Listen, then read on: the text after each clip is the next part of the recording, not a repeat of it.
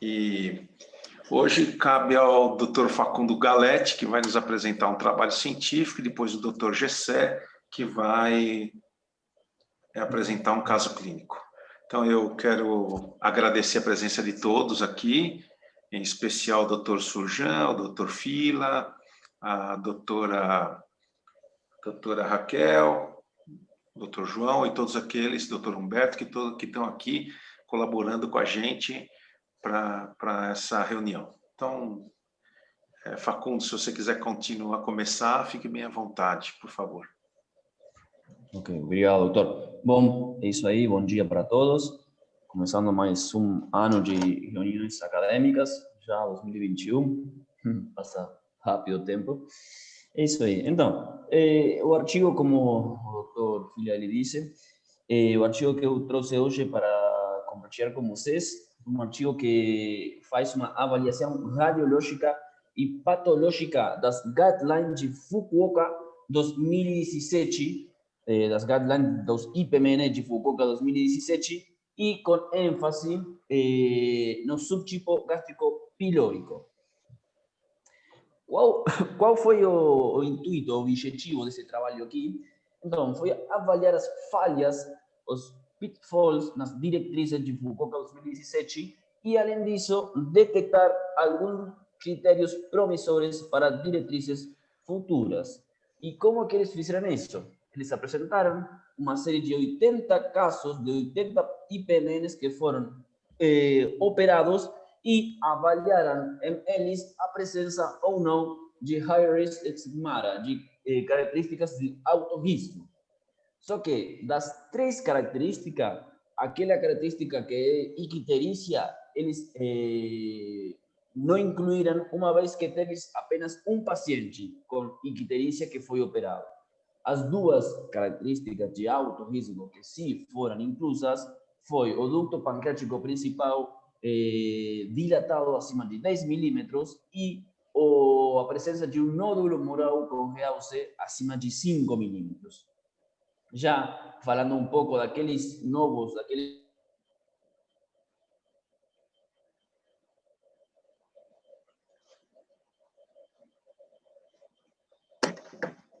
critérios promissores de esclerose estromal dos efectos dos IPMN, por um lado, e por outro lado, ¿estamos ouvindo? Sim. E por outro, sim. ¿Estamos ouvindo, doutor? Sim. Por outro lado, a intensidade... Ok, doutor. Então, por outro lado, a intensidade da atrofia parenquimatosa do pâncreas amontante. Eles tentaram avaliar esses parâmetros e sua relação com a malignidade, com IPMN malignizados, ou com displasia de autografo, como o doutor Filha disse. Esse aqui, mais ou menos, é o fluxograma, o desenho do estudo, e se vemos aqui, houve um total de 80 casos, de 80 IPMNs que foram para cirurgia, nessa série de casos, dos quais 55 na avaliação pré-operatória tinham característica de alto risco e 25 não tinham. Desses 55, 40 foram malignos na avaliação anatomopatológica, e com esses 40 pacientes aqui, o que os autores tentaram determinar foi o valor preditivo positivo, ou seja, se estava presente o high-risk stigmata antes da cirurgia e eles foram malignos, com isso tentaram avaliar o valor preditivo positivo. Teve 15 pacientes desses 55 que, mesmo tendo high-risk stigmata pré-operatório, foram benignos. Então, aqui os que tentaram avaliar os autores foi as falhas, os pitfalls das Fukuoka Guidelines. Do restante 25 que não tinham características de alto risco e que foram benignos, claramente, eles tentaram determinar o valor preditivo negativo das Fukuoka Guidelines. E, por fim, no total dos 80 pacientes, identificar alguns critérios promissórios para uma avaliação no futuro. Já passando diretamente aos resultados, vemos nessa tabela os primeiros objetivos, que foi avaliar o valor preditivo positivo e negativo do Foucault Guideline nessa série de casos, nesses 80 pacientes. E se tomamos em conta as características de alto risco e de baixo risco das Foucault Guideline, vemos que nessa casuística, que nessa série de casos de pacientes, o valor preditivo positivo das Foucault Guideline foi de 72. Ou seja, essa série de casos teve 72% de pacientes que tinham high risk estigmata e tinham tumor, IPMN malinizado ou com displasia de alto grau. Por outro lado, valor preditivo negativo de 64, ou seja, pacientes que não tinham características de alto risco e não tinham tumor na peça cirúrgica, no anatomo patológico. Já eles avaliam depois, individualmente, os outros critérios, o critério do ducto pancreático principal e o critério do nódulo mural com realce. É assim, mais ou menos, bom, o critério do ducto pancreático principal tinha valor preditivo positivo de 70% e o valor preditivo negativo foi pouco baixo, aproximadamente 35%. Por seu lado, valor preditivo positivo de 54 e valor preditivo negativo de 63 para o critério de nódulo mural com realce. Agora bem, vamos a passar a aqueles 2 critérios que os autores tentaram avaliar para incluir dentro de uma futura guideline, dentro de uma futura diretriz. Como eu disse, em primeiro lugar, vemos aqui em cima a presença, a esclerose dos septos dos IPMN, ou seja, se o IPMN tem septos e se eles têm esclerose. Como que eles avaliaram isso? Então, eles classificaram essa esclerose em severa, ou seja, intensa ou moderada. E como foi definida esse tipo de esclerose? Bom, a esclerose dos septos do IPMN foi definida como severa se 2 ou mais ductos estavam envoltos por tecidos colágeno hialinizado. Ao contrário, foi moderada se tinha apenas um septo ou nenhum dos septos acometido por esse tipo de tecido colágeno. Já avaliando a atrofia do parênquima montante, também foi classificada, diferenciada entre severa ou moderada. E quando que era severa? Era severa quando o parênquima montante do IPMN não tinha células significantes acinares remanescentes. E era moderada a atrofia quando tinha células acinares remanescentes significantes. Si no era significante y si era significante a presença de células acinares pancreáticas. Então, vemos que, mesmo tendo uma tendência à malignidade, a presença de esclerose nos IPMN não foi associada, não tem uma diferença significativa com malignidade ou displasia de alto grau. Por seu lado, a atrofia intensa do parênquima montante sim teve diferença significativa, ou seja, sim poderia estar relacionada a IPMNs com possível malignização. Nessa tabela, que é o que os autores apresentam? Apresentam aqueles pitfalls, as falhas das Foucault Guideline. Foram aqueles 15 pacientes que tinham características de alto risco no exame pré-operatório e que, depois de ser operado, na peça do anátomo patológico, foi benigno. Qual é a característica principal? Que é o que chamou a atenção dos autores? Que, do total de 15 pacientes, primeiro que a maioria, mesmo sendo benignos, foram para uma cirurgia bem cruenta. Uma cirurgia bem ampla, adenopancreatectomia. A imensa maioria deles foi para essa cirurgia. E, segundo, foi que o subtipo principal desses tumores foi o tumor subtipo gástrico pilórico. Como todo mundo lembra, temos 4 tipos de IPMN histológico: oncocítico, biliopancreático, intestinal e gástrico. Porém, dentro do gástrico, ele também pode ser subdividido entre fúndico, que é esse GF, e gástrico pilórico, que é esse GPAI. Então, desses 15 benignos, 10 eram gástrico pilórico. Desculpa, não é fúndico, é foveolar. Sim, desculpa, doutor. Foveolar. Obrigado, doutor. Muito obrigado. Tá bom. Bom, continuando.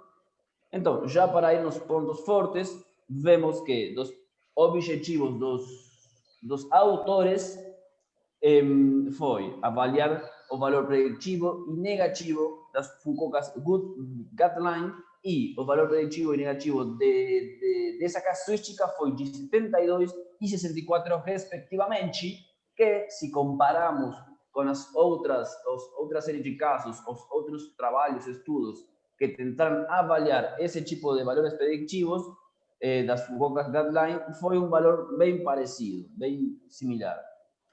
Se pensamos nas características de altos riscos, individualmente, vemos que o ducto pancreático principal teve um valor preditivo positivo de 70, porém um valor preditivo negativo baixo, de 34. E o nódulo mural, a presença de nódulo mural Coque-Hauser ou a ausência teve um valor preditivo positivo de 54 e um valor preditivo de 63. Agora, já passando no segundo ponto forte, que eu considero que é um dos mais importantes desse trabalho, vemos que, da casuística dos autores, dos 80 casos de IPMN, aqueles 15 que viram como benigno, tinham como característica diferencial que eram de subtipo gástrico pilórico. Então, por que é importante reconhecer este subtipo de gástrico e diferenciá-lo do subtipo gástrico foveolar? Bom, os subtipos de IPMN gástricos, foveolar e gástrico pilórico, são histologicamente distintos e podem ser discriminados de acordo com a estrutura histológica, ou seja, de forma papilar para o gástrico foveolar e de forma tubular para o gástrico pilórico. O subtipo gástrico pilórico é um subtipo distinto que frequentemente envolve o ducto pancreático principal ou grandes ductos próximos ao ducto pancreático principal. Também ele produz menos mucina em comparação com o gástrico foveolar.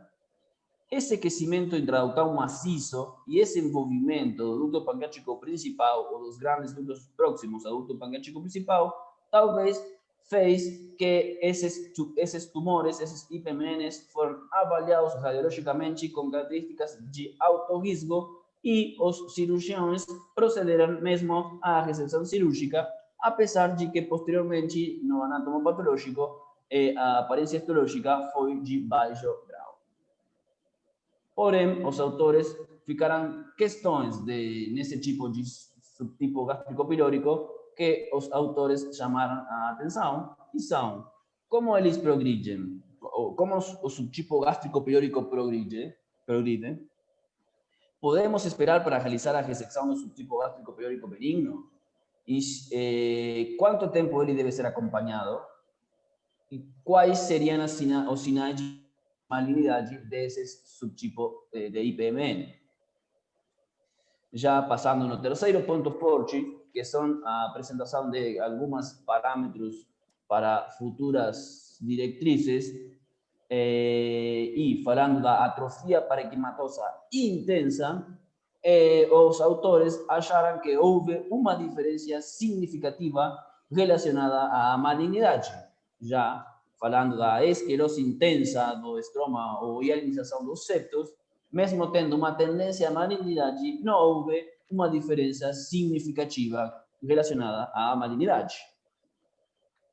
Então, vemos que, falando já da atrofia parenquimatosa intensa, a atrofia severa estava relacionada à cronicidade ou existência de tumores obstrutores de ducto de longo prazo ou a um grau histológico mais alto. Portanto, claro, a avaliação da atrofia distal poderia facilitar a previsão de malignidade do IPMN. Porém, por outro lado, a esclerose intensa do estroma teve uma tendência, mas não atingiu significância estadística, e em 7 casos de IPMN benignos que tinham uma esclerose intensa do estroma, esta esclerose pode acontecer não apenas pela permeação da mucina, mas também por outros mecanismos, como, por exemplo, pressão ductal, atrofia parenquimatosa ou mesmo alterações inflamatórias. É isso aí. Muito obrigado. Parabéns, parabéns pelo trabalho. Acho que foi um trabalho muito bem escolhido.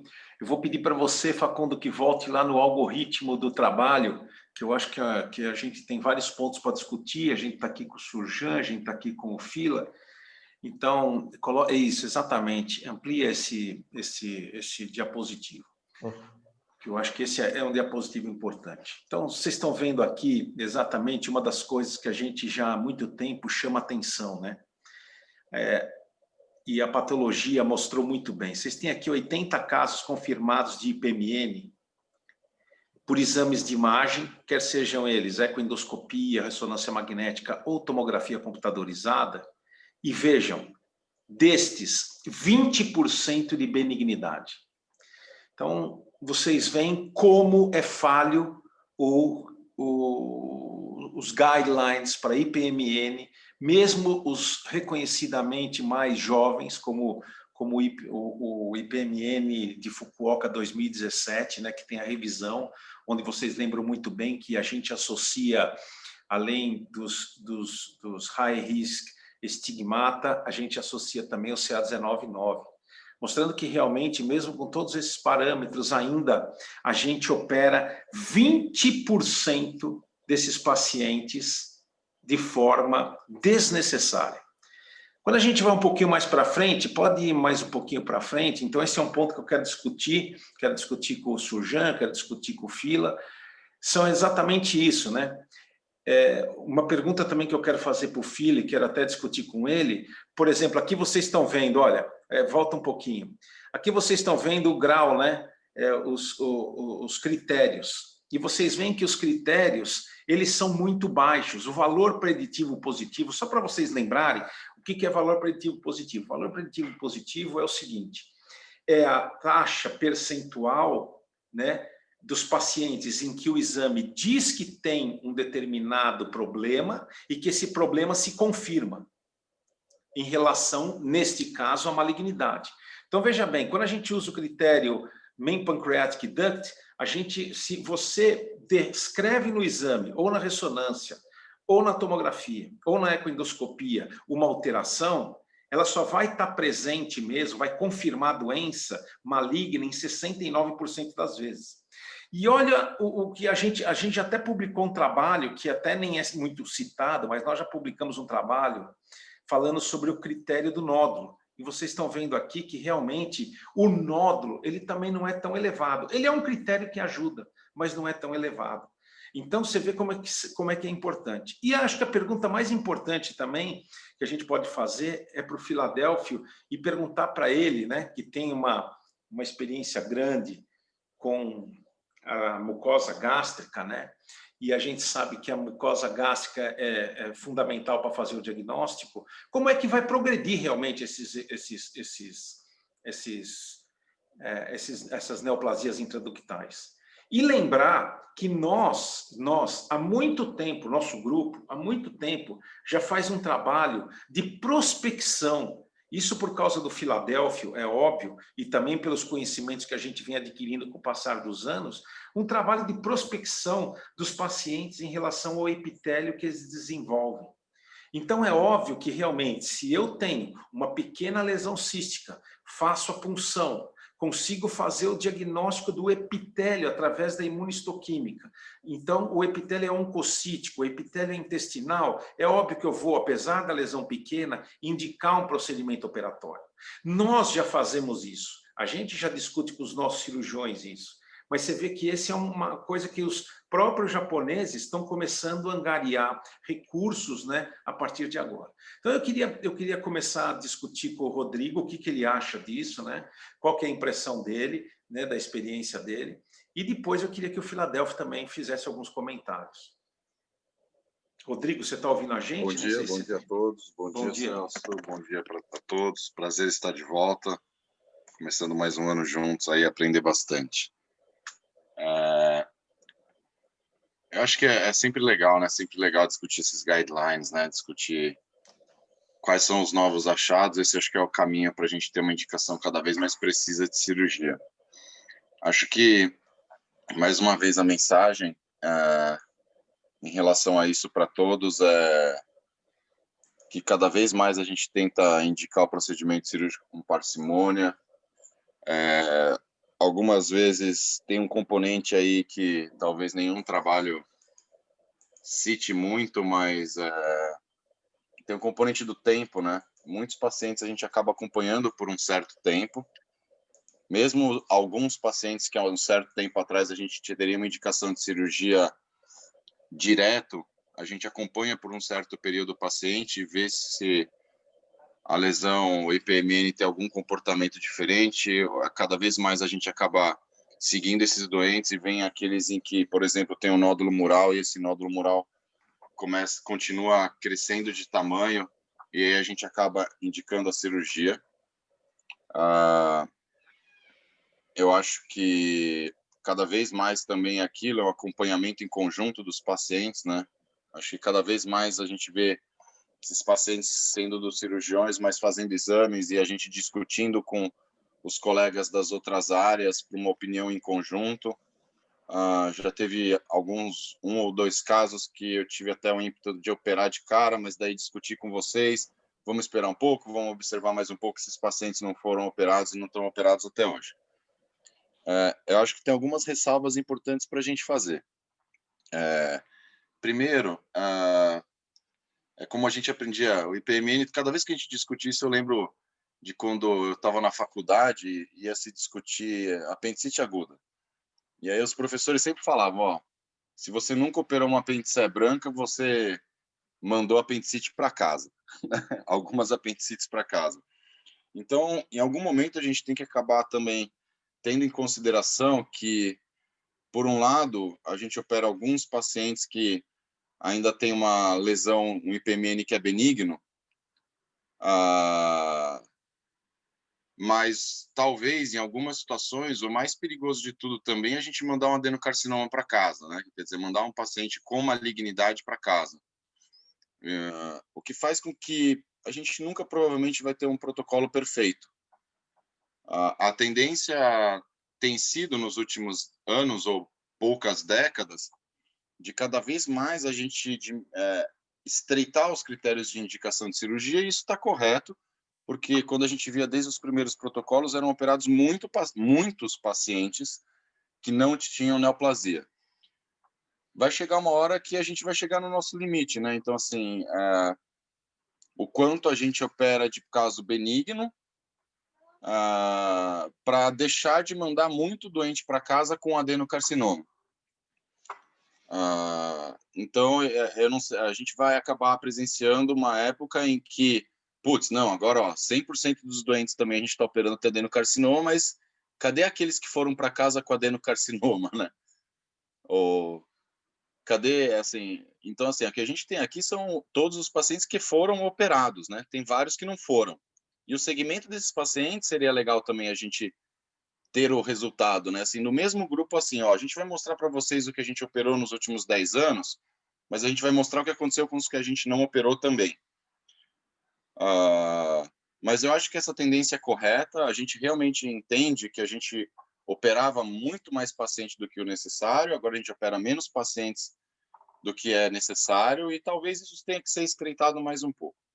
Um único comentário, e aí eu gostaria muito da opinião do Fila, é o seguinte, tem duas coisas que foram citadas, a gente tem que pensar que esses protocolos são feitos para a gente ter informações pré-operatórias, né?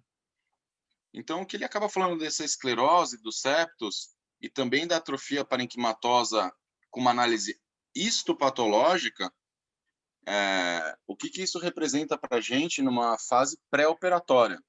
Quer dizer, a gente não vai biopsiar o pâncreas pós-lesão e no pré-operatório, a gente vai biopsiar a lesão. E qual que seria a nossa capacidade de biopsiando a lesão apenas com uma biópsia de ter essas informações sobre esclerose de septos, presença de esclerose e os septos. A outra coisa, com relação ao subtipo, né, de lesão, de qual tipo de lesão histologicamente ela é, o quanto, por exemplo, no ambiente que a gente vive no Brasil, isso é uma realidade assim, muito, muito, muito rara, né? Então, assim, em quantos serviços, em quantos locais, através de uma biópsia ecoguiada, os patologistas atualmente nos fornecem, tipo, subtipo de característica celular de PMN, né? Então, assim, putz, quanto caminho a gente ainda tem pela frente aí. Ainda até um caso, né, recentemente que eu operei, que tinha 2 lesões, quanto a gente ainda tem que trabalhar para fortalecer o diagnóstico, para diagnóstico mais precoce possível de lesões, para um consenso e uma padronização da análise histopatológicas das ecoendoscopias pré-operatórias. Eu acho que isso é outro dado que a gente tem que ter consciência, que provavelmente a gente ainda tem que caminhar muito para ganhar qualidade. Não estou falando em alguns serviços, mas no geral no nosso meio. Acho que era isso que eu tinha para comentar.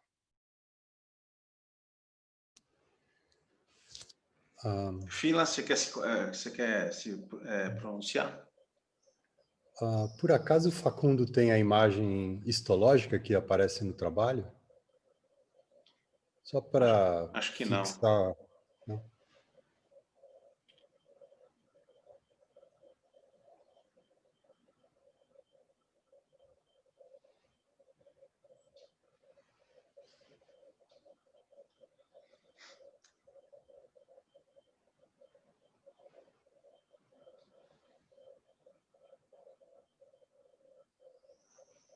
Essa fila?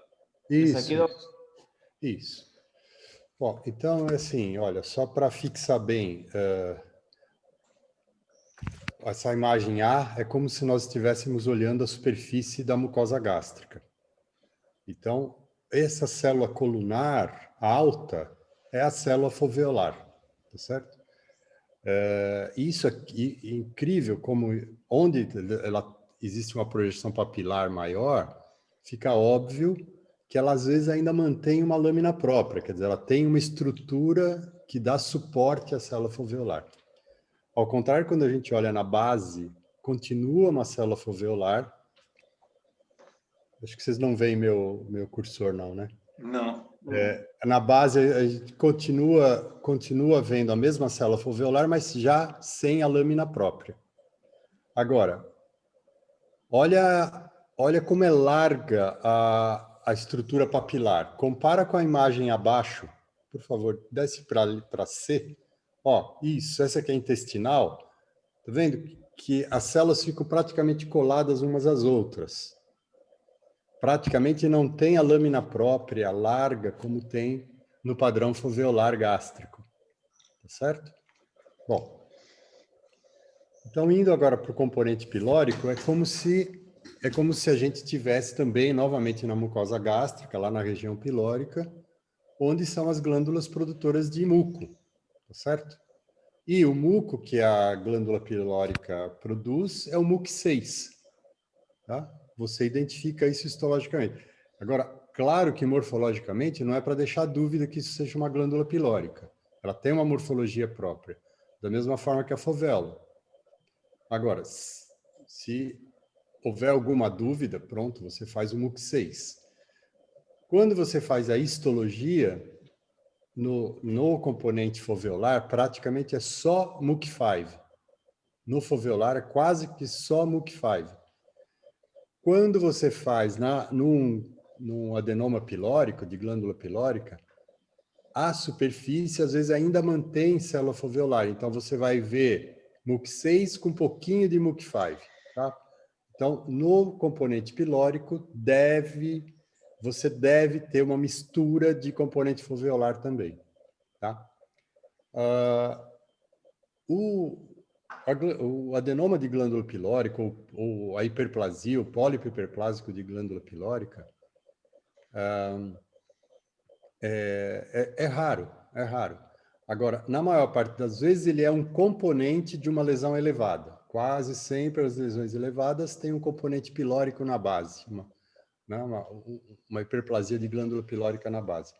Um dos exemplos mais comuns aí, que todo mundo cita, é o pólipo, a glândula de Briner, né, no duodeno. Ela não é exatamente isso, mas é o mais próximo. No estômago, o adenoma pilórico é mais raro. Na vesícula biliar, a gente acha isso daí também. Por quê? Todas as reparações da vesícula biliar, ela é feita com glândula pilórica. Na verdade, o epitélio pilórico é o de reparação de todo o tubo digestivo. Então, você não vai ficar surpreso se um dia uma cicatriz de uma isquemia no intestino delgado tiver uma metaplasia pilórica, uma retocolite tiver metaplasia pilórica. O Barrett, 90%, opa, exagerei, 80% dos Barretts, a primeira reparação dele é pilórica, não é intestinal. A intestinal vem na cicatrização ou com o tempo. Então, a mucosa pilórica é uma mucosa de reparação. E aí ela pode ficar hiperplásica. Bom, primeiro é raro. Segundo, estou puxando a memória aqui, acho que eu nunca vi maligno, eu nunca vi um adenoma de glândula pilórica maligno, né? Então, agora, para vocês, eu acho que é um problema, porque ele vai formar nódulo e faz parte dos critérios de malignidade. Então, eu acho que o complemento ideal desse trabalho, acho que seria pegar a super casuística aqui do grupo e levantar quanto que você biopsiou de nódulo, principalmente em ducto pancreático principal, e a gente rever. Possivelmente isso não estava no nosso radar, a gente deve ter passado, né? Como tem o epitélio foveolar quase sempre por cima da glândula pilórica, possivelmente quase sempre a gente interpretou como foveolar, né? Então, acho que seria legal a gente rever nódulos e observar se os nossos nódulos tinham o componente pilórico. É fácil de ver. Raramente a gente vai precisar de imunistoquímica. A morfologia já é suficiente. Ô, Fila, me fala uma coisa. Baseado nesses achados, né, que esse trabalho mostra, de achados anatomopatológicos, você acha que eu posso ficar, o Rodrigo, a gente pode ficar tranquilo em controlar pacientes quando a biópsia mostra que se trata de um IPMN com epitélio gástrico e se for de epitélio gástrico de glândulas foveolares ou pilóricas? Você acha que eu posso ficar tranquilo em relação a isso? Se você reparar bem o trabalho, a maior parte dos adenocarcinomas eram de tipo gástrico, né? Aí. Então, qualquer um desses tipos aqui malignizam. Qualquer um deles, né? Então, você precisa ter critério histológico. Então, aqui na figura, os dois representantes do tipo gástrico, foveolar e o pilórico, ambos são absolutamente benignos. Já o intestinal e o bílio pancreático aqui, que é a letra D, são absolutamente malignos, né? E o oncocítico, sem dúvida, também é maligno. Então, por outro lado, o oncocítico, esse padrão cribriforme é maligno, né? Não está invadindo, nenhum deles invade, mas todos são malignos. Então, o que eu quero é assim, qualquer um deles maligniza, qualquer um. Não tem um que malignize mais ou não. E a imensa maioria dos casos intestinais que a gente vê não tem esse formato aqui. É um epitélio intestinal ou uma metaplasia intestinal junto da fovéola. Mas isso daqui, obviamente, é maligno. Então, são exemplos de todos eles aqui de adenocarcinoma in situ, né? Não é por conta do tipo histológico, é por conta da arquitetura própria deles. Certo. Então, eles puseram componentes absolutamente benignos do componente da fovéola. Fila, então eu posso ficar bem tranquilo e dizer que nós estamos no caminho certo, ou seja, quando a gente pega uma lesão pequena cística, a gente faz a biópsia, principalmente com essas agulhas COR que existem agora, e a gente consegue fazer o diagnóstico através da imunistoquímica do tipo de epitélio, né? A gente está no caminho certo de determinar exatamente qual é a lesão que vai ter maior chance de malignidade ou não, ou você acha que esse meu raciocínio não está certo? Não, eu acho que a gente não tem como predizer. Eu acho que a gente tem que dizer se é benigno ou maligno naquele tecido. Se você expôs bastante área, é benigno ou maligno. Assim, predizer, ó, vai malignizar, isso acho que nenhum deles, porque todos podem passar por isso. Até um oncocítico pode ser benigno. O que não pode ter é essa arquitetura já totalmente maligna, como estão nos exemplos aqui. Ou totalmente benigna, como está no gástrico. Isso dá a falsa impressão que gástrico é benigno por essas imagens. Não, o gástrico maligniza também.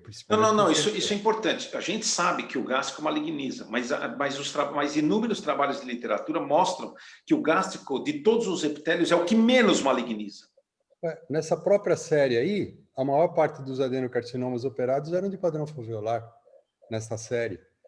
Tem que lembrar que o epitélio do ducto principal, ele é, na maior parte dele, foveolar. Claro que ele pode ter o componente biliopancreático, ele vai ser uma mistura, né? Não é que ele maligniza mais, não. Entendo. Beleza. Eu acho Jean, você queria fazer um comentário aí, né? Não, pergunta para o Fila e para você, Arden. Desculpa interromper, mas acho que nesse momento que ela cabe. Acho que, Fila, a pergunta do Arden é mais ou menos a seguinte, no final das contas. Se a gente tem uma análise tecidual, a pergunta do Arden claramente mais ou menos seria o seguinte: existe papel para incluir no protocolo como esse de Fukuoka o subtipo epitelial? Então, assim, será que em algum momento a gente vai pegar um guideline desse e ver uma substratificação do guideline desse baseado no tipo celular? Então, assim, fez uma biópsia, beleza, mostrou um epitélio oncocítico. Ó, se for um oncocítico, talvez os critérios que a gente tem ali das outras características, as características de preocupação, por exemplo, não os high-risk stigmata, já deveriam ser consideradas de uma forma mais intensa. Se a gente tiver um outro tipo de epitélio, será que a gente pode ser um pouquinho mais conservador? E é mais ou menos isso, né, Celso? Perfeito, se existe papel para o subtipo histológico celular nos nossos protocolos. Mas acho que ele até já respondeu, né? Porque quando ele diz que todos eles malignizam e que, apesar da gente ter trabalhos que mostram que o oncocítico maligniza com maior frequência, que depois vem o intestinal, isso não parece que, pelo que eu entendi, não vai mudar absolutamente muito, né, Fila? Quando vários casos que vocês biopsiam, eu vejo transição, às vezes, pequenas. Da mesma forma que eu vejo uma metaplasia intestinal num epitélio foveolar ou num bílio pancreático, às vezes eu tenho pequenas áreas de células oncocíticas associadas. Totalmente benigno. É uma célula oncocítica fazendo uma transição com um dos epitélios acima descritos. A maior parte das vezes é com bílio pancreático. Mas ela é benigna. Então, eu vou voltar lá no que o Surjan comentou. Nós temos um problema enorme com patologistas que parece que leem o livro e falam assim, olha, eu tenho um Barrett, e aí eu tenho que ser obrigado a dizer se tem displasia ou não. Por favor, diga se é benigno ou maligno. Parece que a literatura manda dizer se tem displasia. Não, por que vai inventar? Isso que me parece ficção científica, entendeu? Certo. Então, a mesma coisa aqui. Os exemplos que eles deram aqui, todos os não gástricos são malignos. Então, você fica com a impressão que os demais malignizam. Mas o gástrico também pode ter isso.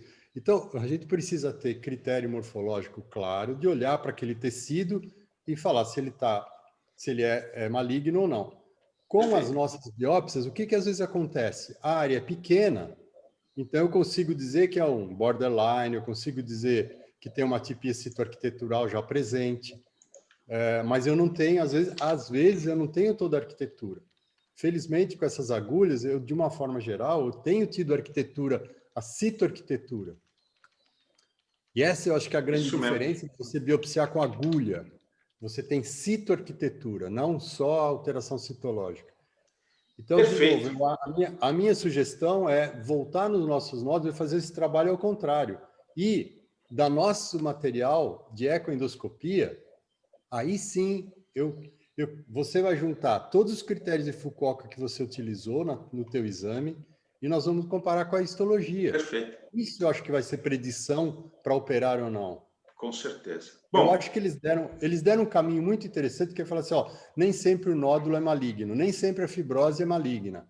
Ou, fica atento a isso.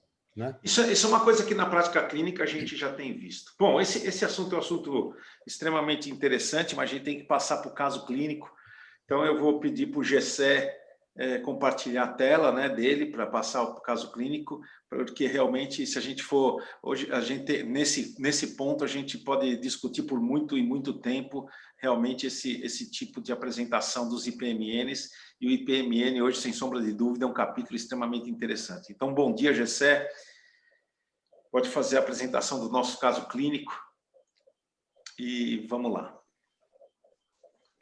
Bom dia a todos. Meu nome é Gessé Clementino, sou estagiário da capacitação em ecoendoscopia e, dando continuidade à nossa reunião clínica, trouxe um caso clínico para a discussão. Na anamnese, trata-se de uma paciente de 53 anos, né, cuja queixa principal era um nódulo em pâncreas há cerca de um mês. Ela chegou com essa queixa para a gente. Na história da moléstia atual, ela relatava que no fim de novembro do ano passado, 2020, iniciou um quadro de dor abdominal difusa com intensidade progressiva. 4 dias após o início do quadro clínico, ela procurou assistência médica, sendo internada em outro serviço.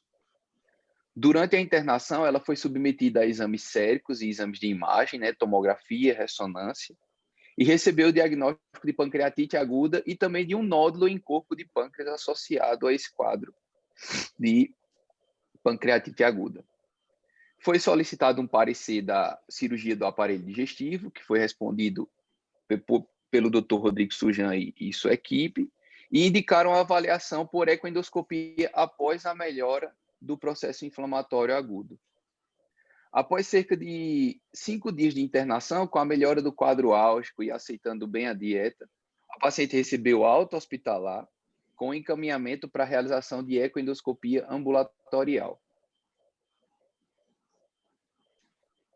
Como antecedentes patológicos, havia o relato de uma colestectomia videolaparoscópica em 2008, um histórico de 2 cesarianas prévias. Medicações em uso, apenas um progestágeno. Nos antecedentes familiares, ela relatava uma avó materna falecida com neoplasia de mama aos 69 anos, um avô materno falecido com neoplasia de próstata aos 89 e um tio materno falecido com neoplasia de estômago, né, gástrica, aos 60 anos. Hábitos e costumes, ela negava tabagismo e etilismo e relatava prática frequente, né, de exercícios físicos. E no exame físico, ela chegou no momento do exame da ecoendoscopia para nós, sem nenhum achado clínico. Essa foi a tomografia computadorizada que ela foi submetida, né, durante a internação que ela passou no início de dezembro, por conta do quadro de pancreatite aguda. Né? Então, nós vemos que o colega radiologista ele laudou uma redução abrupta no calibre do ducto pancreático principal, que nós vemos aqui mais ou menos nessa topografia desse corte axial, né, no corpo do pâncreas, com dilatação do ducto pancreático a montante que dá para ver na imagem. O ducto chega até 6 milímetros no corpo e cauda, sem fator obstrutivo detectado na tomografia. Também havia sinais inflamatórios na cauda do pâncreas, com densificação dos tecidos adjacentes, e observou-se um status pós-colestectomia, compatível com a história clínica dela, e as vias biliares não tinham nenhuma alteração ao método. Aqui nós temos uma sucessão de cortes axiais na figura da esquerda que podemos achar, podemos ver os achados semelhantes ao que foi visto aqui no frame da figura à direita.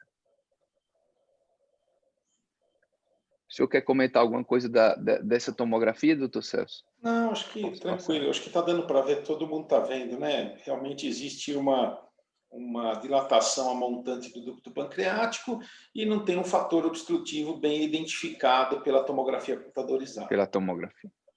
Joia. Então, passando adiante, durante a internação por pancreatite aguda, ela também foi submetida à ressonância nuclear magnética, né? Aqui nós vemos as imagens da ponderação em T2, né? Lembrando que o T2 é uma ponderação boa para ver líquido e também massas sólidas também geralmente são mais bem vistas no T2, certo? Lesões tumorais sólidas. Nas imagens em T2 da ressonância magnética, não houve achados adicionais em relação ao que foi visto na tomografia computadorizada. E nós podemos ver aqui nos cortes axiais aquele mesmo achado, né? A região de afilamento abrupto do ducto, né? Com a dilatação do ducto pancreático a montante aqui nesses dois cortes axiais sucessivos, né? Crânio caudal da esquerda para a direita. E aqui do lado direito, na figura da direita, nós vemos um corte coronal, onde podemos observar aqui, nesse círculo apontado pelo meu cursor, nós temos a via biliar, né, distal de aspecto habitual, com a porção cefálica do ducto pancreático principal também de diâmetro habitual aqui na região indo para a papila do adenal maior, né? E aqui nesse mesmo corte coronal dá para ver um pouquinho aqui da cauda do pâncreas com o mesmo achado que a gente pode ver aqui no corte axial, né? Um ducto tortuoso, dilatado e o parênquima também um pouco fora dos padrões de normalidade.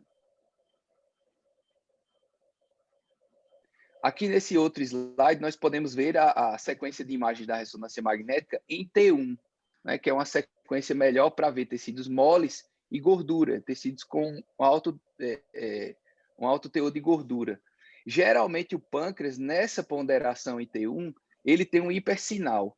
E no caso dessa paciente em T1, ela perde o hipersinal do pâncreas em T1, que é um sinal, eles trazem como um sinal de atrofia pancreática aqui no corpo e na cauda, como nós podemos ver aqui nesse corte axial, né? O corpo e a cauda com essa característica alterada, atrófica, dilatação do ducto pancreático principal nessa porção, e na sequência em T1, na ponderação T1, ele consegue delimitar um nódulo nessa região de estreitamento abrupto do ducto, que ele mediu aqui, deu 6,2 milímetros.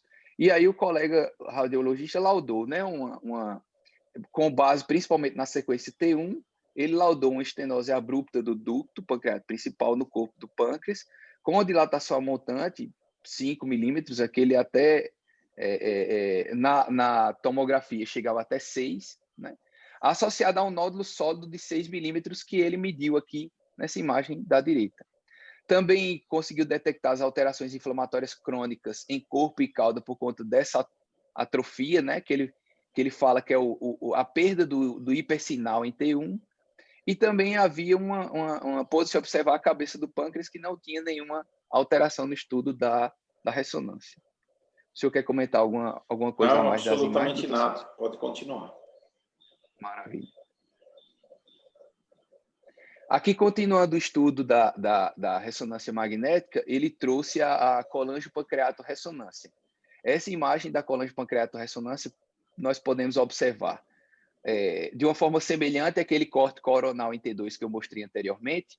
Nessa imagem da colangiopancreatoressonância, pode-se ver a via biliar, né, de aspecto habitual, aqui com o diâmetro normal, indo no trajeto para a papila do adenal, que é apontado pelo cursor.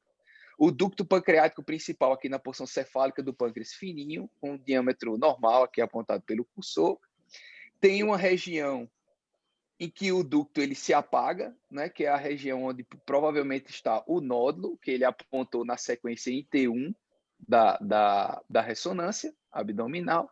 E a partir daqui nós temos uma dilatação do ducto, um ducto tortuoso, dilatado, pela colangite pancreática ressonância, medindo aqui até 5 milímetros. Na tomografia, ele chegava até 6 milímetros no maior diâmetro.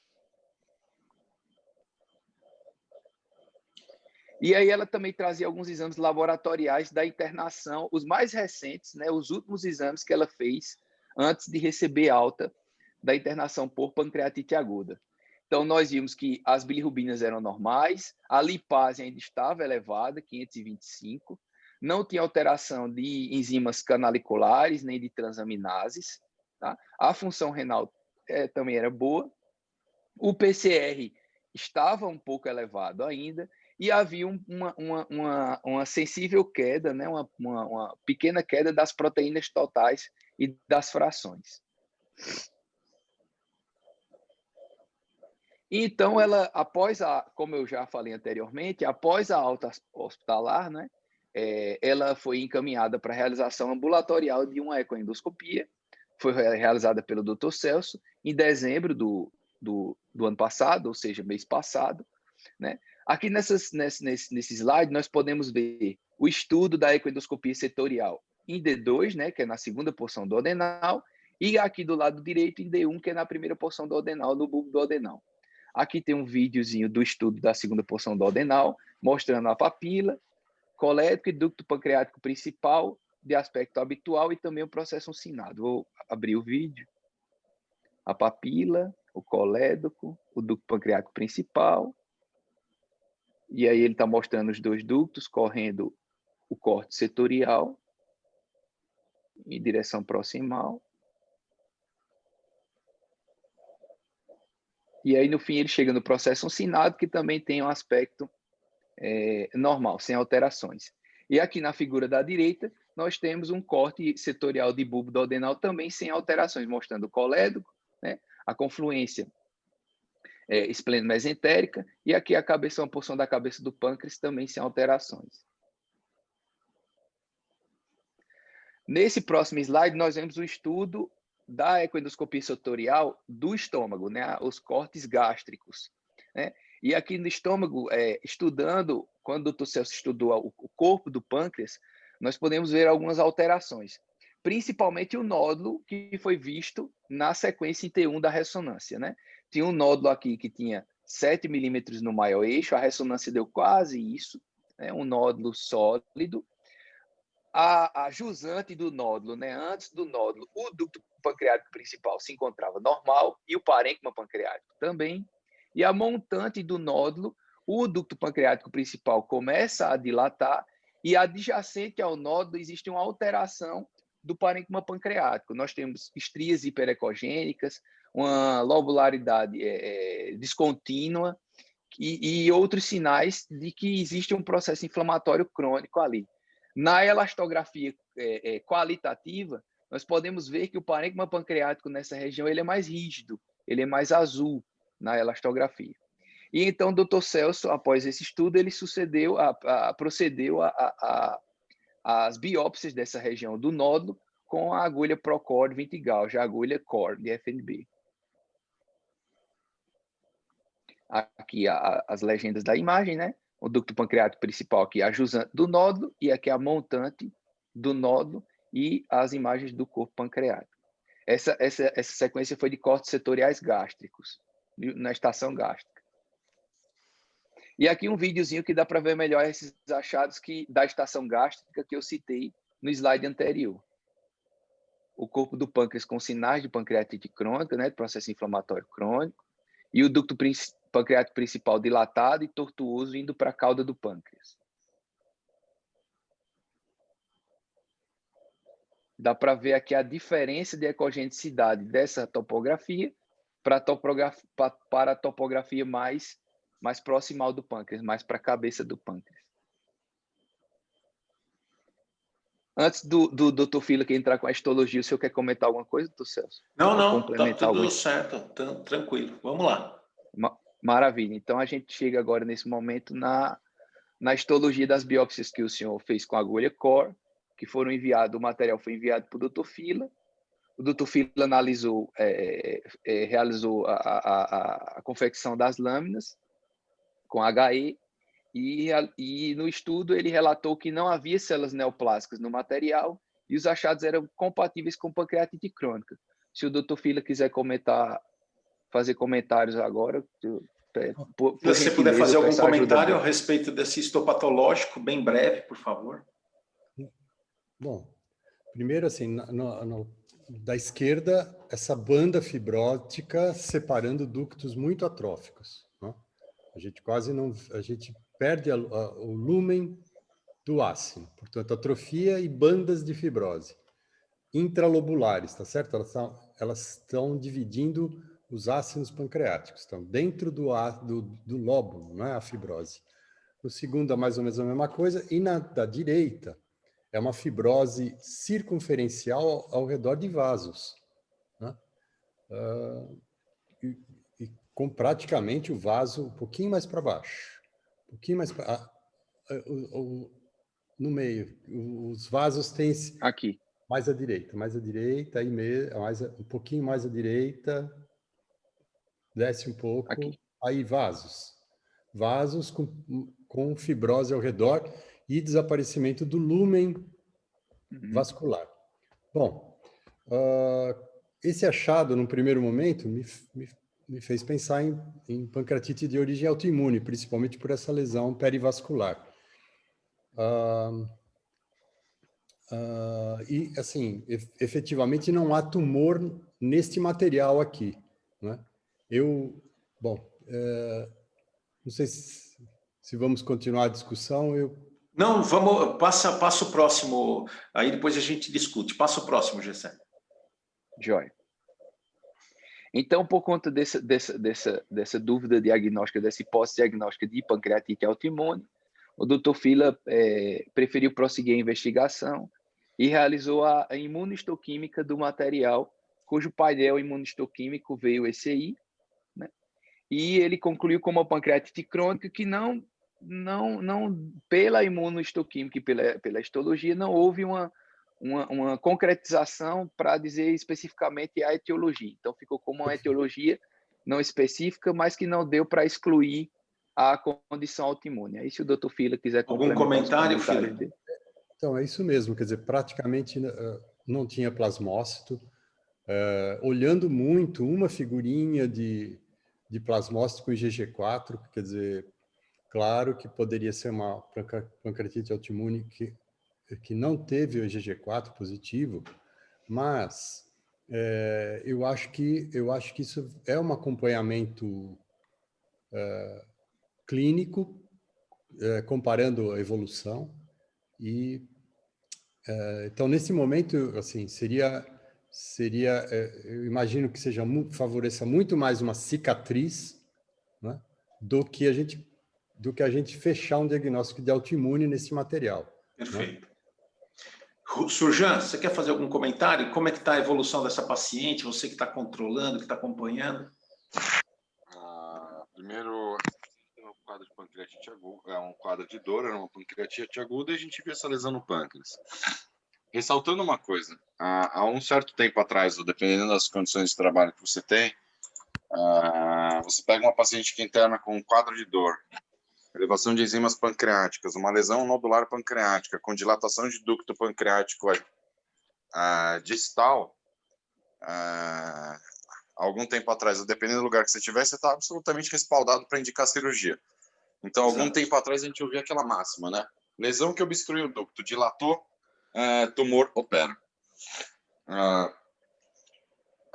Foi aí que a gente teve a opção de investigar, e aquilo que eu sempre falo, repito e insisto, cada vez menos eu acho que deve ser indicada uma cirurgia pancreática sem amostragem tecidual. Foi mais um caso que a gente mostrou uma lesão que não é uma lesão maligna.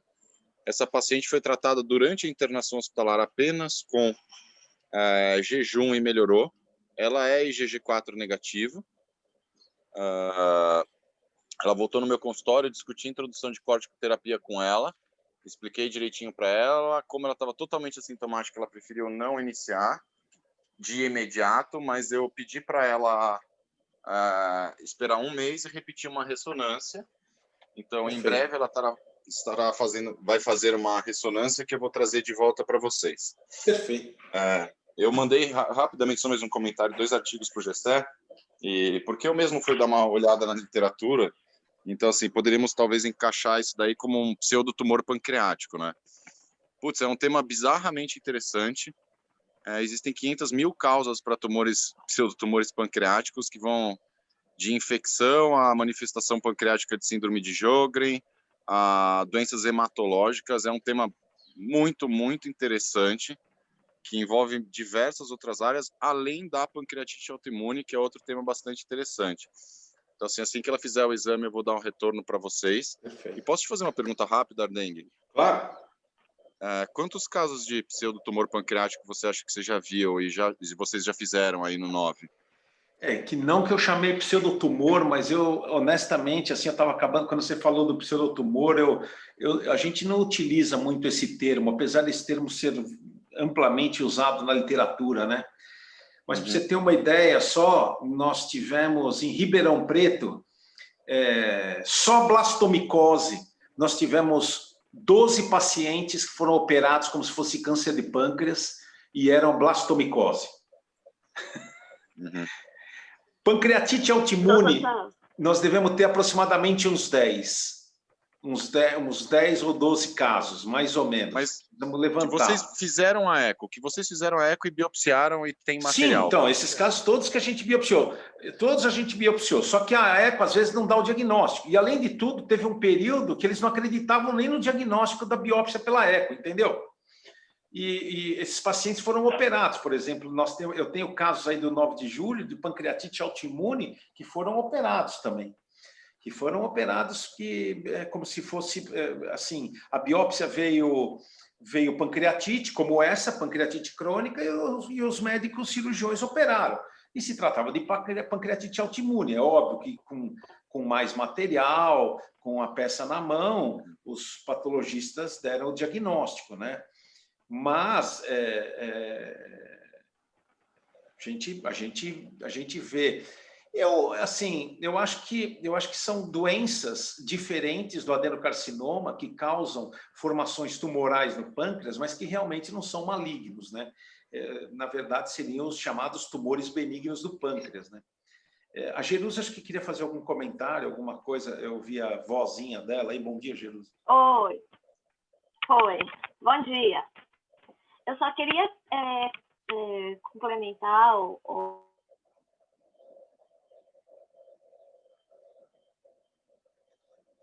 Acho que estamos sem som da Jerusa.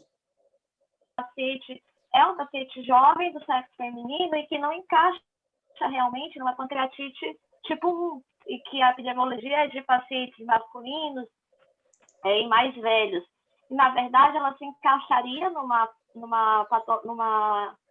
pancreatite tipo 2, em que o paciente ele tem realmente o IgG4 negativo e é paciente jovem, e é paciente que vem tendo pancreatite recorrente, que evolui com pancreatite crônica, que acho que é o quadro dela, e com IgG4 realmente negativo, que tem apenas uma pancreatite, uma autoimune pancreática, que não tem uma síndrome de IgG4, que é mais comum nos pacientes com padrão tipo 1, né? Então, se a gente não consegue fechar um diagnóstico histológico, acho que se ela recorrer em quadros recorrentes de dor abdominal, de novas pancreatites agudas, seria interessante fazer um teste terapêutico para ela com o corticoide. Isso é verdade. Jerusa, tenho 2 perguntas para você, posso? Claro. Tenho 2 perguntas. Primeiro, a gente estava encarando provavelmente como uma tipo 2, né? Uma pancreatite autoimune tipo 2. Suponha que ela vai fazer essa nova ressonância agora, tá? Ela está assintomática. A pergunta seria a seguinte: suponha que ela repita a ressonância e ainda existe a lesão.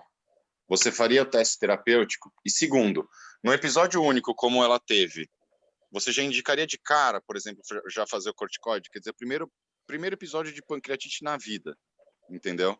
Para tentar induzir remissão. Então, minha pergunta é assim, se ela não recorrer à pancreatite aguda, e nessa próxima exame de imagem ainda mostrar uma lesão, você acha que eu tenho que dar corticoide para ela, pensando numa tipo 2 para induzir remissão e acompanhar com o exame de imagem ou não precisa? Então, a minha opinião é que esse nódulo realmente não é um nódulo de autoimune, causado, na verdade, pela autoimune, é pela pancreatite crônica, né? Um nódulo de pancreatite crônica. Então, assim, provavelmente, acho que vai continuar vendo esse nódulo nas imagens, né? E a paciente, normalmente, ela evoluiu para pancreatite crônica pelo fato dela ter pancreatite aguda subclínica, se a gente pensar numa pancreatite autoimune. Então, os pacientes, eles sentem dispepsia, eles sentem, e que se acostumam com o quadro e que realmente eles não abrem um quadro agudo, florido, tão frequente. Esse foi o primeiro quadro que a gente flagrou, né? Que vocês flagraram, mas que ela não venha tendo, a gente não tem como ver. O ideal é ficar monitorando, acho que isso, as enzimas, né?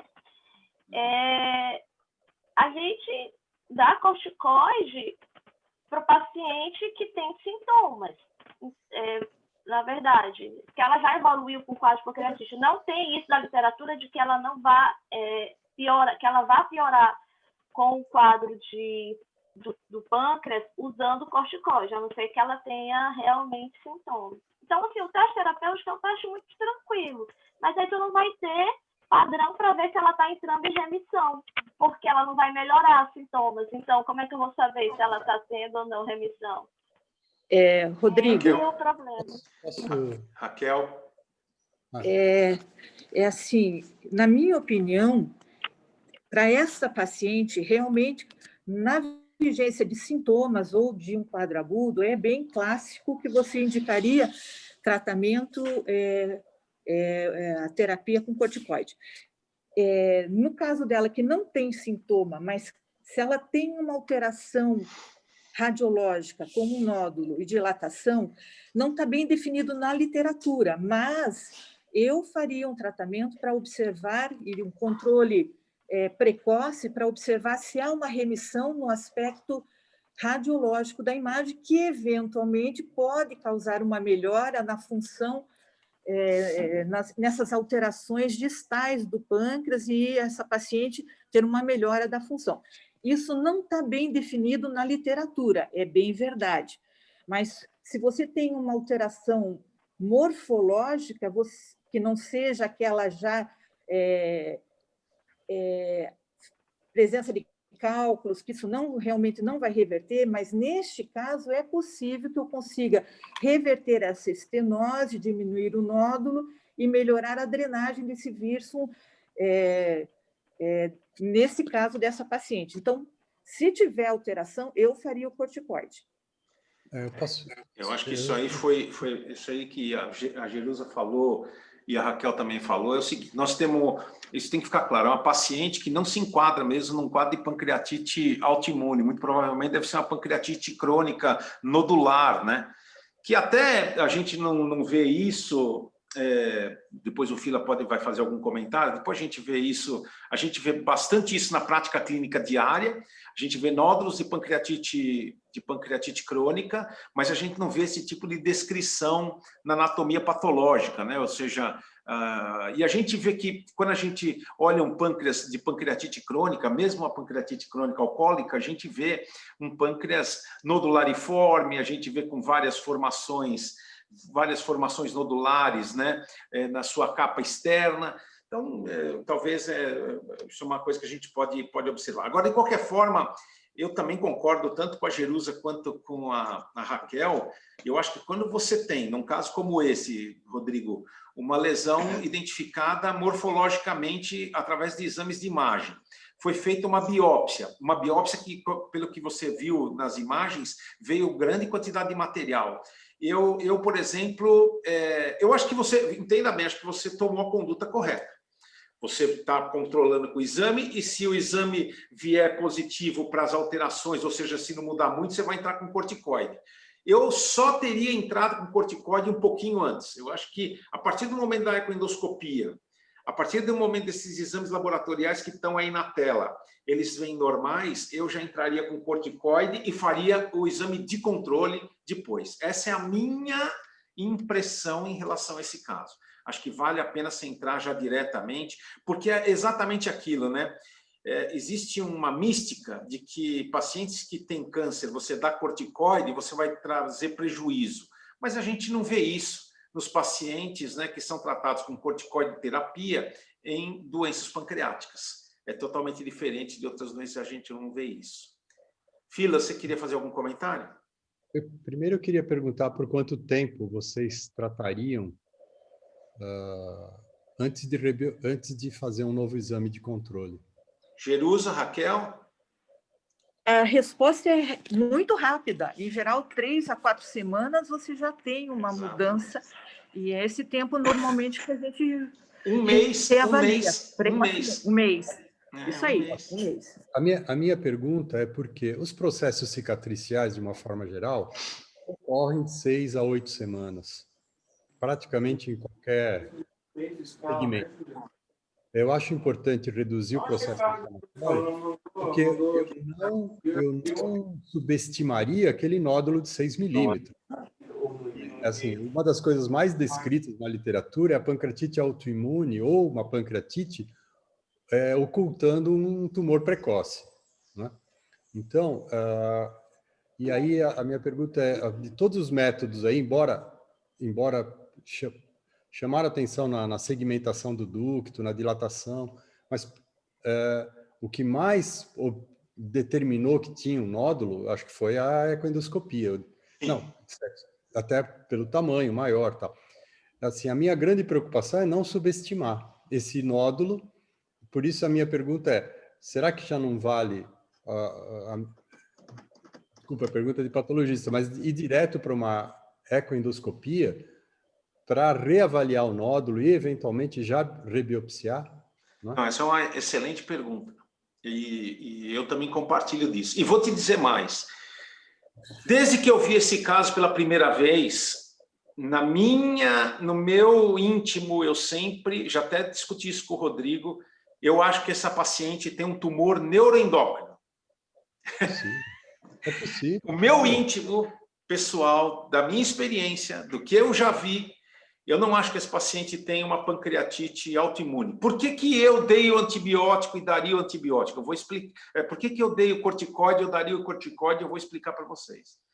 Porque eu acho que quando você tem um tumor neuroendócrino, e eu já vi, não um caso, mas pelo menos uns 3 ou 4 pacientes dessa forma, já com o professor Marcel, eu vi pelo menos uns 2, eu já vi com outros cirurgiões, né, do Brasil inteiro, casos exatamente assim.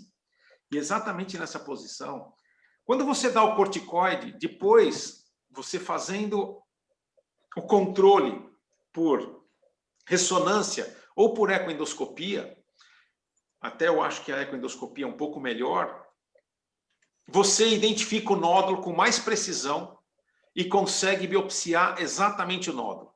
Ou às vezes, se você não conseguir biopsiar, você pode indicar com certeza o procedimento operatório.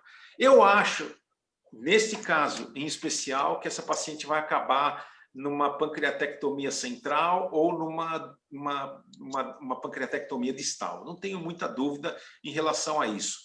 Porque, veja bem, eu hoje, mesmo com esses casos, eu não estou tratando a pancreatite autoimune, porque eu não acho que essa paciente tenha uma pancreatite autoimune. Eu acho que essa paciente tem um tumor neuroendócrino, não acho que seja carcinoma, porque aquela imagem não é de carcinoma, mas eu acho que ela tem um tumor neuroendócrino muito pequeno, muito caprichoso, que invade o ducto pancreático, dilata, ou seja, comprime o ducto pancreático, dilata, pela pancreatite aguda, ela fez alguns sinais de pancreatite crônica com áreas cicatriciais. Então, essa é a minha opinião.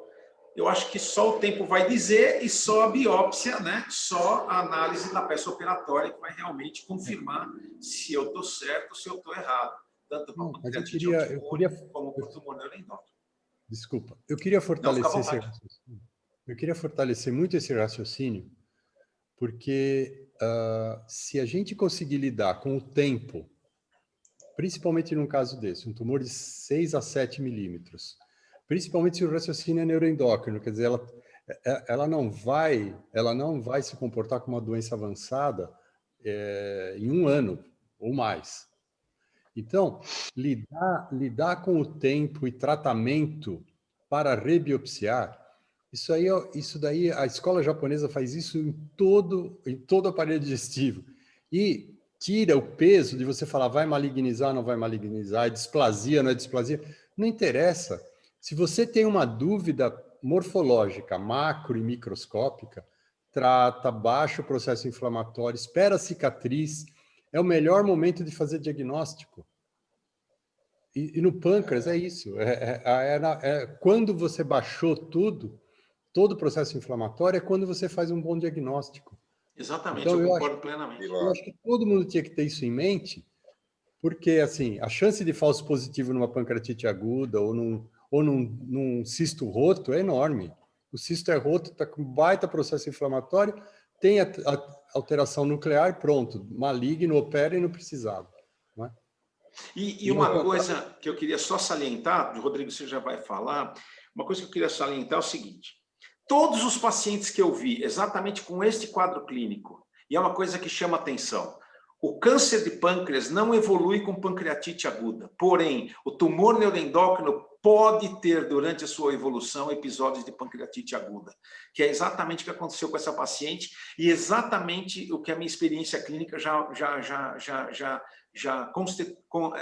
avaliou e analisou, ou seja, todos os pacientes que eu vi, exatamente como esses, tinham tumores neuroendócrinos. Eles não eram pancreatites autoimunes, mas eles tinham pancreatite crônica e certa atrofia até do parênquima em relação ao tumor neuroendócrino. Pode falar, Surjan. Rapidamente, vou aproveitar, até porque eu já tinha falado sobre isso antes, sobre o seu comentário, Vila. Quando o Gessé começou a fazer esse caso, ele foi conversando comigo e tal. Eu falei, bom, vou falar que eu ainda não introduzi corticoide e tal. Eu não tinha esse conceito seu, tá, Celso? Então, assim, eu vou introduzir corticoide agora. Entendo perfeitamente a ideia de abaixar o processo inflamatório por hora. Mas eu falei, cara, tipo, parece que é uma posição de cirurgião que tá na moita, né? Não é uma posição eu sei de cirurgião que tá na moita. E posso falar com tranquilidade isso, porque eu comentei sobre o IPMN. Isso a gente utiliza para várias outras coisas. Para carcinoma hepatocelular, é exatamente o que o Fila falou. Se você tem um paciente próximo de você, o tempo é um fator importante. Então, assim, a gente está próximo dessa paciente, a gente vai reavaliar com o exame de imagem bem em breve. Eu vou introduzir corticoterapia para ela, provavelmente nesse retorno agora. A gente está fazendo uma observação clínica e por imagem. E algumas doenças permitem a gente usar um pouco tempo para ter um perfil mais claro exatamente do que está acontecendo. Então, eu já tinha falado isso sobre PMN, né? Alguns casos que antes a gente operaria, agora a gente segura um pouco, discuto com o Ardengue, ele me acalma um pouco. Espera aí, vamos dar um pouco de tempo para esse doente. Ele não vai morrer de hoje para amanhã. Não vai. Né? Eu acho que esse é um quadro que se encaixa muito nisso, né? A gente está num período de observação da doente, uma doente que é bem próxima de mim, que volta comigo, já tem o pedido de exame de imagem na mão dela, e assim, Fila, respondendo sua pergunta, o primeiro exame de imagem não eco, que foi o que o Gessé apresentou, já mostrava o nódulo, tá? Eu pedi novamente agora uma colangio pancreato ressonância para ela, mas eu não tenho dúvida de que essa doente vai fazer em breve, ou daqui a algum tempo, uma nova ecoendoscopia. Então, qual que era o meu objetivo nesse período? Deixa eu repetir o exame de imagem, ela está clinicamente bem. Vou introduzir a corticoterapia frente à opinião da Jerusa, do Ardengue, da Raquel. A gente vai depois repetir um novo exame de imagem, ela vai cair provavelmente numa eco de novo e provavelmente com biópsia de novo. Eu concordo plenamente com o que você falou, isso se aplica a IPMN, isso se aplica até a alguns tipos de tumor. O carcinoma hepatocelular é assim. Às vezes, o Belghiti, que era um dos maiores cirurgiões de fígado há algum tempo atrás, que ele é lá do Bujão de Paris, ele falava, gente, usem o tempo vai acabar te mostrando o seu caminho. A única coisa que você precisa é ter o doente próximo de você. E uma coisa importante é o seguinte, já tem que colocar o gato no telhado dessa paciente, porque a biópsia Pode não parecer, mas a biópsia, neste caso em especial, ela é o que a gente chama no inglês de rule out. Ela tem que excluir pancreatite autoimune. E ela excluiu uma pancreatite autoimune e ela excluiu um adenocarcinoma daquela massa que tem ali naquela região.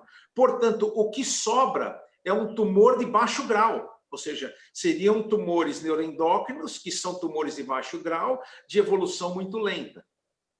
Eu já tive a oportunidade, Rodrigo, de ver, inclusive, o uso de corticoide em pacientes que se suspeitavam de pancreatite autoimune, que ficou muito difícil na França, que foi dado corticoide por 2, 3 meses e depois os caras simplesmente operaram. E no final eram tumores neuroendócrinos.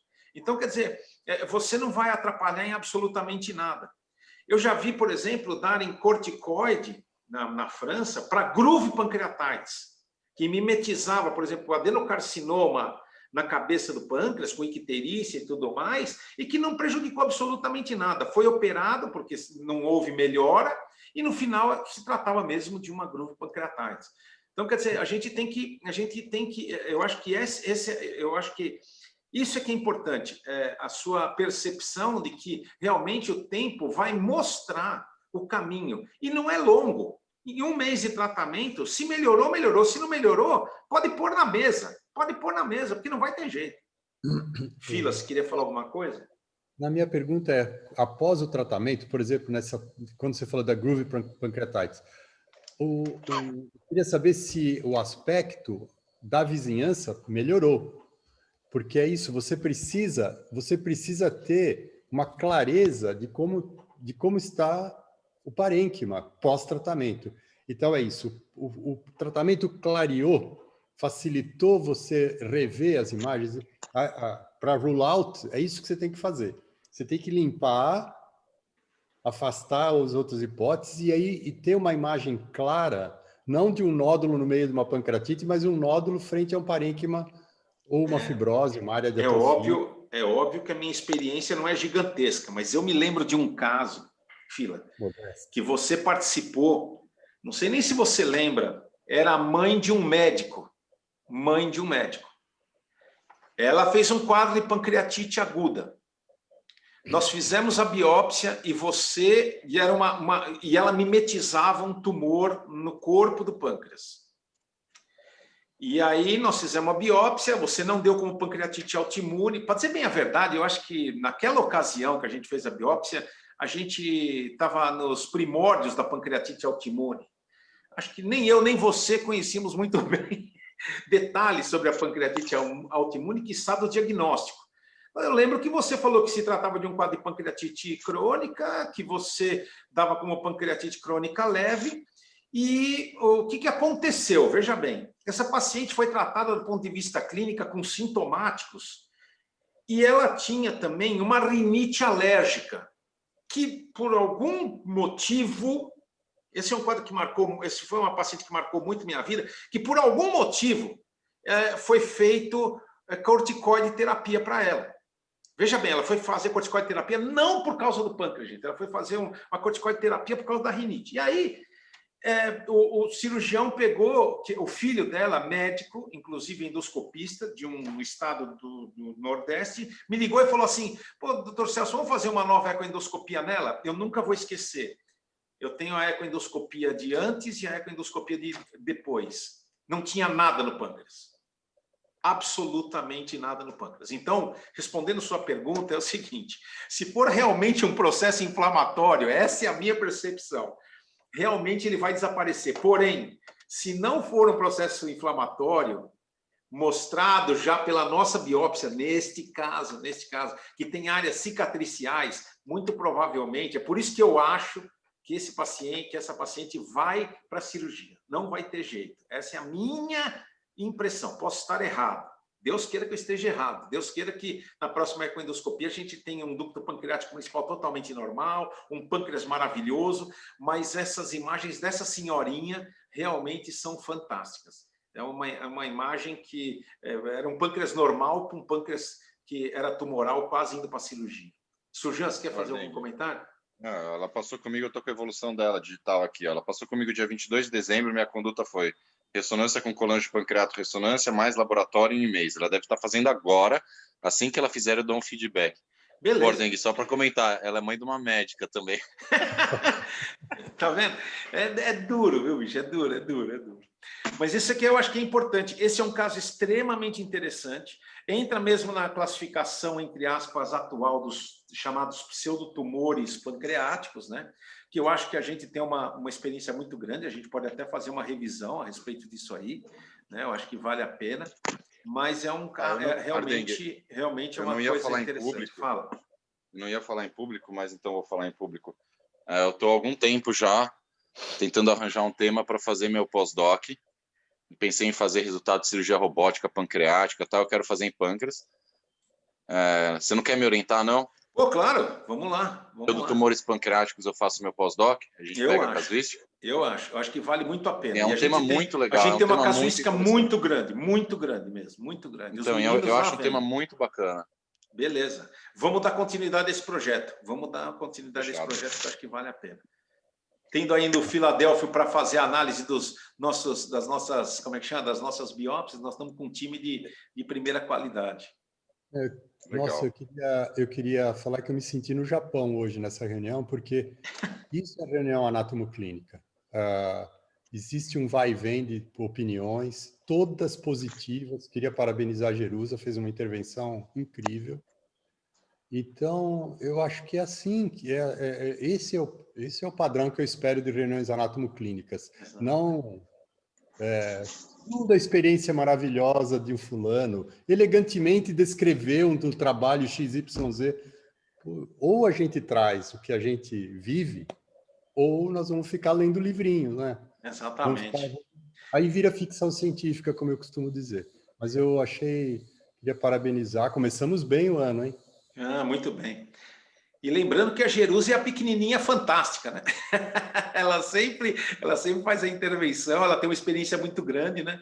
Nós temos um doente juntos que você fez o diagnóstico, né, Fila? Você fez o diagnóstico, eu me lembro, assim, muito engraçado. Quando eu vejo, toda vez, isso eu tenho que falar, toda vez que eu vejo qualquer corte histológico, qualquer corte de biópsias ou qualquer fotografia de biópsias que você manda, ou que eu vejo de livros, eu comparo com aquela do caso da Jerusa, porque aquela do caso da Jerusa foi tão maravilhoso, né, uma coisa tão impressionante, a quantidade de plasmócitos, né, que a gente viu, e a Jerusa acompanha esse paciente até hoje. Ele tinha indicação de duodenopancreatectomia, né? Ele tinha indicação para isso e não foi necessária a realização de nenhum procedimento.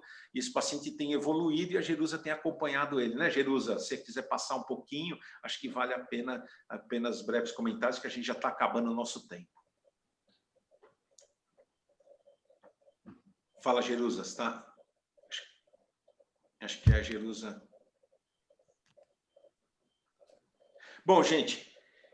Infelizmente, a Jerusa, acho que, né, devido à distância, não consegue falar com a gente, mas realmente eu acho que foi uma reunião muito profícua mesmo.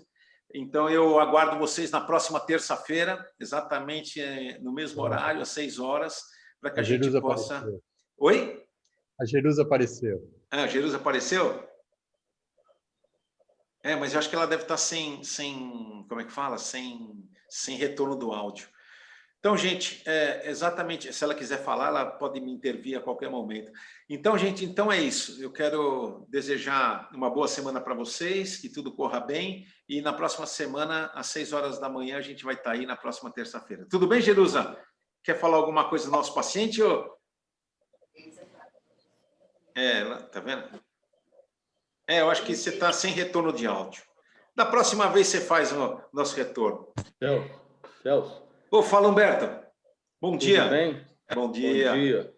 É um prazer vê-los todos bem, iniciando uma excelente reunião.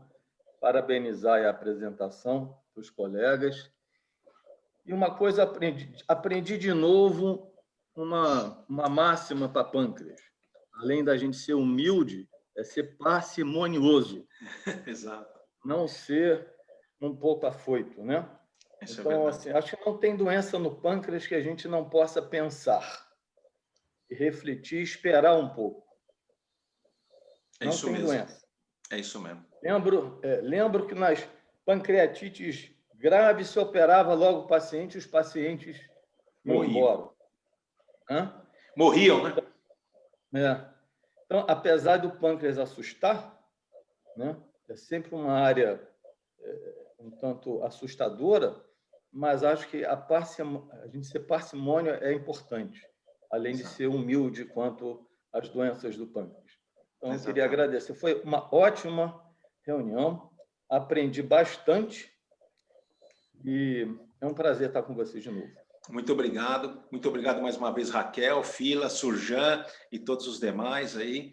E, por favor, coloquem esse grupo, né? Uma coisa que eu ia falar para vocês, coloquem esse grupo, pode distribuir aquele nosso chamado, tá? Para as pessoas que querem participar. Se quiser apresentar algum caso, Raquel, Humberto, fiquem bem à vontade. Tá? Entra em contato no privado comigo, porque eu acho que essa é uma reunião para todos. Nós temos aqui o Filadélfia, nós temos aqui o Surjan, que é um cirurgião que tem uma bruta de uma experiência, nós temos aqui o Humberto, que é um cara que tem uma bruta experiência também de endoscopia, então, a Raquel. Então, nós temos um grupo aqui muito seleto, acho que é um grupo muito seleto de médicos que se dedicam à endoscopia da via bilipancreática e que a gente deve aproveitar.